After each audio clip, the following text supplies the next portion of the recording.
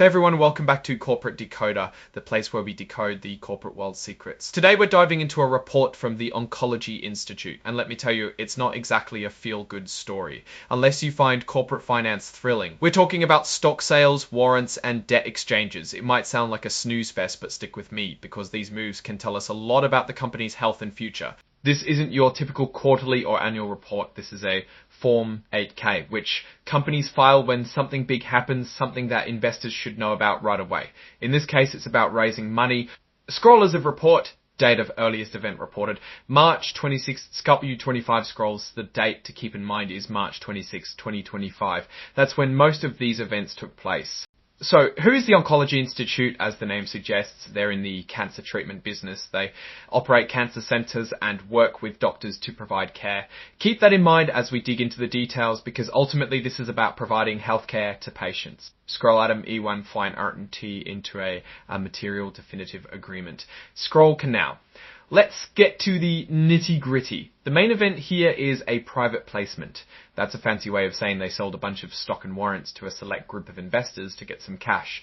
They sold over 12 million shares of common stock, which is the regular stock anyone can buy.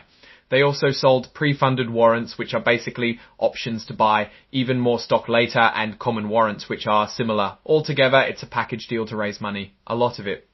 But that's not all. They also did something called an exchange with a company called Deerfield Management.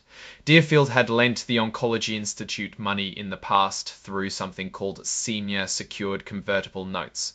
Now, instead of getting paid back in cash, Deerfield is swapping that debt for stock, specifically Series A common equivalent convertible preferred stock. This is important because preferred stock can be converted into over 3.7 million shares of common stock.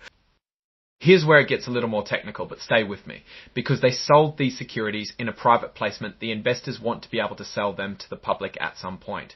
So the Oncology Institute is signing a Adreste rights agreement. This means the company promises to file paperwork with the Securities and Exchange Commission, or SEC, so these investors can eventually resell their shares on the open market. Scroll Adam 3 and 2 and registered sales of equity securities. And scroll Caplo.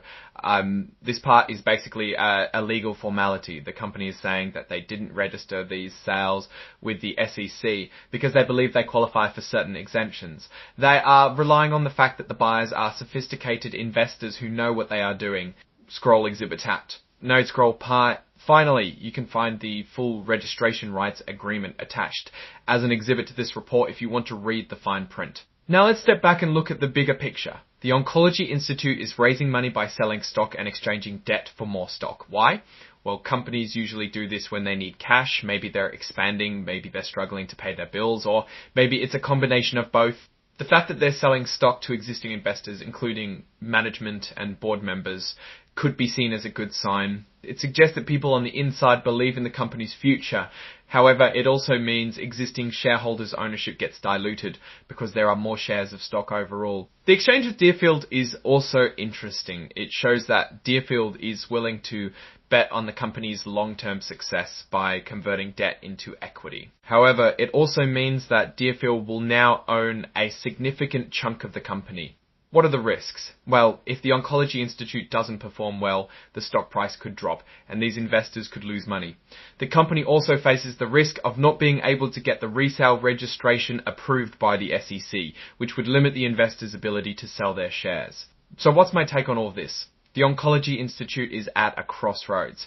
They're in a growing industry, but they also face challenges like rising costs and increasing competition. These financial moves are a way to buy themselves some time and flexibility. Whether it pays off depends on their ability to execute their strategy and deliver results. One thing I found notable is the lack of financials in this report. It's hard to assess the true health of the company without seeing the numbers. This report focuses solely on the fundraising activities, which is only one piece of the puzzle. In conclusion, this report tells us that the Oncology Institute is actively managing its finances and seeking new sources of capital. However, it also raises some questions about the company's long-term prospects.